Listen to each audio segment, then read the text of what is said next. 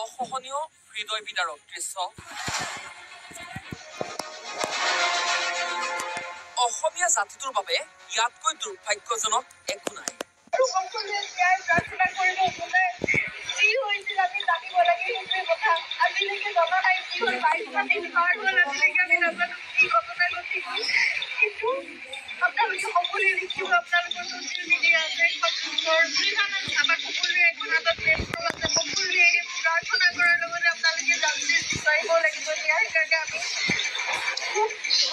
আমি অপেক্ষা কৰি আছো, কিন্তু সেই ন্যায় আমি পাব লাগিব। সেইকাৰণে সেই যুঁজখনত আমি সদায় দমী হৈ থাকিব লাগিব। আপোনালোকক প্ৰাৰ্থনা জনাইছো, জাষ্টিছ ফৰ জুবিন গাৰ্গ সদায় লিখিব, সদায় লিখিব, সদায় দাবী কৰিব, সদায় অনুৰোধ কৰিব, সদায় প্ৰাৰ্থনা কৰিব।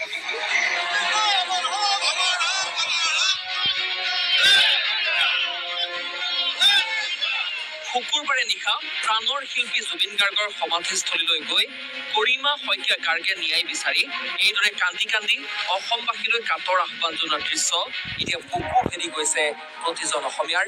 আপোনালোকে সকলোৱে লিখিব, আপোনালোকৰ ছ'চিয়েল মিডিয়া আছে, আমাৰ সকলোৰে এখন হাতত প্লেটফৰ্ম আছে, সকলোৱে প্ৰাৰ্থনা কৰাৰ লগতে আপোনালোকে জাষ্টিছ বিচাৰিব লাগিব। ন্যায়ৰ কাৰণে আমি খুব ধৈৰ্যৰে আমি অপেক্ষা কৰি আছো। জুবিন গাৰ্গৰ ন্যায় বিচাৰি পত্নী গৰিমাই কন্দাটো অকল্পনীয় কথা। জুবিন গাৰ্গৰ বাবে ন্যায় বিচাৰিবলৈ আহ্বান জনোৱাটো অসহ্যকৰ কথা। যিগৰাকী জুবিন গাৰ্গে অসমীয়া জাতিটোক সৰ্বোচ্চ উজাৰি কাললৈ সমৃদ্ধশালী কৰি থৈ গ'ল, সেইগৰাকী শিল্পীৰ বাবে ন্যায় বিচৰাটোৱেই আচলতে লাজ লগা কথা। সমাধিলৈ নহয়, ৰাজপথলৈ ওলাই আহক গৰিমা গাৰ্গ, অন্যথা সমাধিতে আমৰণ অনশন কৰক। লাখ লাখ মানুহ আপোনাৰ লগত ওলাই আহিব। গৰিমা শইকীয়া গাৰ্গৰ চকু পানী দেখি এইদৰেই সামাজিক মাধ্যমত তাৎক্ষণিক ব্যক্ত কৰিছে জনপ্ৰিয় কবি প্ৰণৱ কুমাৰ বৰ্মনে।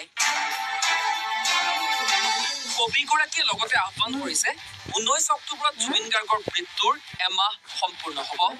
সেইদিনা অসমতে ন্যায়ৰ দাবীত গাঁৱে চহৰে প্ৰতিবাদ হওক। 19 অক্টোবৰৰ দিনটোত জুবিন গাৰ্গৰ ন্যায়ৰ দাবীত শক্তিশালী আন্দোলন গঢ়ি তুলিবলৈও আহ্বান জনাইছে কবিগৰাকীয়ে। কেৱল কবি প্ৰণৱ কুমাৰ বৰ্মনেই নহয়, গৰিমা গাৰ্গক সাহস দিবলৈ ওলাই আহিছে ৰাজ্যৰ শিল্পী কলাকুশলী। অভিনেতা যতীন বৰাই লিখিছে, গৰিমা তুমি ভাগি নপৰিবা, তুমি সাহস নেহেৰুৱাবা। এই মুহূৰ্তত তুমিয়ে হৈছা সমগ্ৰ অসমবাসীৰ সাহস। তোমাৰ শিৰত আমি প্ৰত্যেকেই জুবিনক দেখা পাওঁ। তোমাৰ চকুত বাৰে বাৰে চকুলো দেখা পালে আমি বৰ কষ্ট পাওঁ। আমি জানো তুমি এগৰাকী অত্যন্ত সাহসী নাৰী। লগতে আমি সকলোৱেতো আছোৱেই তোমাৰ কাষত। ন্যায় নোপোৱালৈকে আমি কোনো শান্ত নহওঁ। জুবিনে ন্যায় পাবই লাগিব। ৰবি শৰ্মাইও লিখিছে, ইয়াতেই হওক বা অজ্ঞাতে হওক, জুইত হাত দিলে কিন্তু পুৰিব, আমাক ন্যায় লাগে। একেদৰে অভিনেতা উৎপল দাসেও লিখিছে, আমাৰ হিয়াৰ মধু জুবিন দাক হেৰুৱা আজি এমাহ হোৱাৰ দিশে। এই সময়ছোৱাত গৰিমাবোৰ মানসিক স্থিতিৰ কথা হয়তো কল্পনাও কৰিব পৰা নাই। মাত্ৰ এটাই আশা, জুবিন দাৰ ন্যায় প্ৰক্ৰিয়াটো সম্পূৰ্ণ নিৰপেক্ষ হওক। গৰিমাবোৰ লগতে জুবিন দাৰ মৰমৰ অসমবাসীয়ে প্ৰত্যাশিতভাৱে ন্যায় লাভ কৰক। আপুনি বৰ্তমান সমগ্ৰ অসমৰ সাহস, গতিকে আমি সকলো আপোনাৰ কাষত চিৰদিন থিয় হৈ থাকিম।